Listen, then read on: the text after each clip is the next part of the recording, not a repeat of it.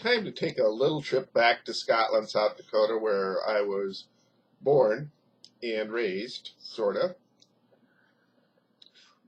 When I lived in Scotland, and when I was a little kid, we used to do pretty much everything with my cousins. My brothers, Mike, who's 2 years older than me, James, or Jim, who is 1 year older, and then John, who is a year younger than me. And our cousins at the time were Janie Orth, or Jane, or Janie we called her, but she goes by Jane now. And of course, Kathy Orth, and then later on, Nancy Orth. Kathy is the same age as my brother Jim, and Jane was a year older than Mike. So we're all kind of in the same age group, and we used to do a lot of things together.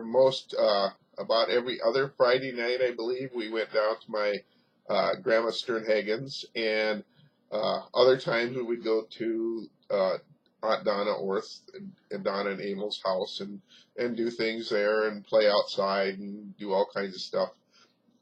One of the things that always kind of strikes me is I remember that we were always those boys, and I remember when we'd go someplace and we'd hear the girls talking, and they'd say, "Do those boys have to be there? Do those boys have to come? And are those boys going to be there?" And so, I think of that, but then I think of it now, and it's quite a bit different. So we certainly get along much better. I remember going to my grandma Sternhagen's, and we would play games and stuff, and Grandma had these really nice hardwood floors. And to someone who walks on crutches and stuff, that's maybe not your favorite kind of thing. And she had these throw rugs all over the place. And they were not the type that we have nowadays with rubber backing. They were just cloth rugs on the floor, and on a polished hardwood floor, they slide very easily, and it was kind of treacherous and hard for me to walk on them. And I also remember that she was very, very protective of those floors, and that anytime you would get even close to one, that I would get close to one with my braces, she would get kind of upset. And whenever we would play games, as we did, and they had like Candyland and Shoots and Ladder and games like that, and we would sit on the floor to play them, and Grandma made me sit on a rug, and if I got even just a teeny tiny bit off the rug, she would snap her fingers at me, and I would know that.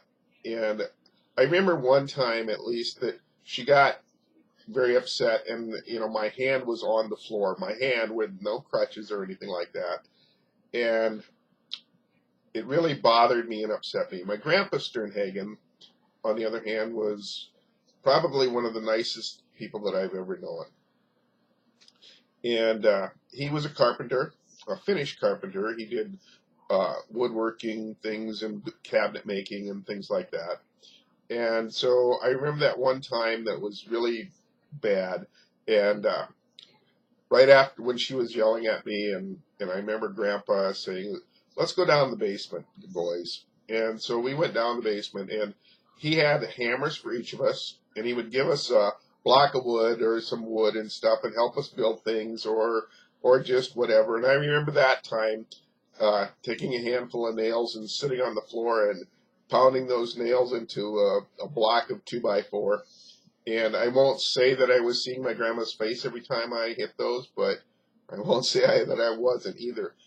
I'm not saying that my grandma was purposely mean to me.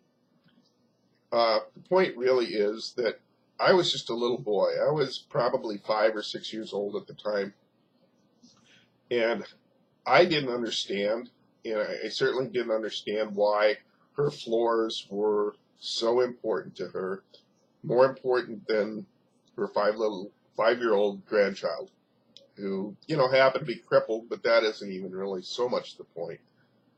I just really saw it and felt at the time that she was purposely being mean to me, singling me out to be mean to me. And that's really kind of a hard thing to ever get over as when you grow up. And it really relates back to, it's not so much what the reality of things are, it's the perception of reality. How does that little boy perceive what you are saying or doing when you're, or saying or doing to someone else, and your child learns that behavior.